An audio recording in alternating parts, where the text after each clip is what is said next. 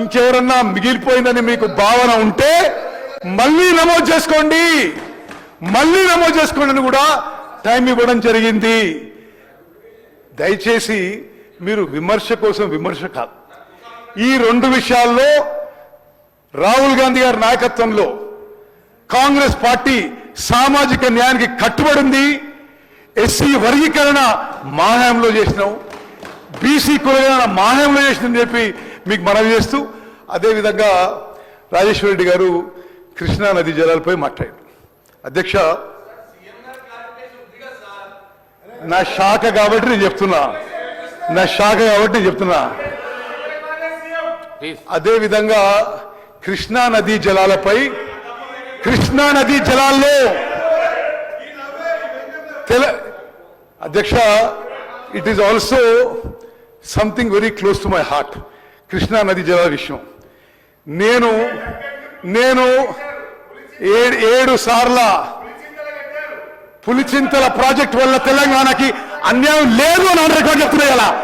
మీరు అది రండి, పులిచింతల ప్రాజెక్టు వల్ల తెలంగాణకి అన్యాయం జరుగుతాయని చెప్తున్నారు. మీకు తెలియకుండా మాట్లాడతారు. మీరు అసలు మీకు ఏం తెలుసు పులిచింతల గురించి? అధ్యక్ష, కృష్ణా నదీ జలాల విషయంలో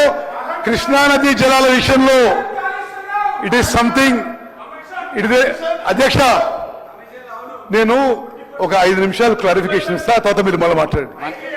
కృష్ణా నదీ జలాలపై it is a subject close to my heart. నేను శాసనసభకి 6 సార్లు, పార్లమెంట్కి ఒకసారి ఎన్నికైంది కృష్ణా బేసిన్ నుంచి, కృష్ణా ఆయకట్టు నుంచి.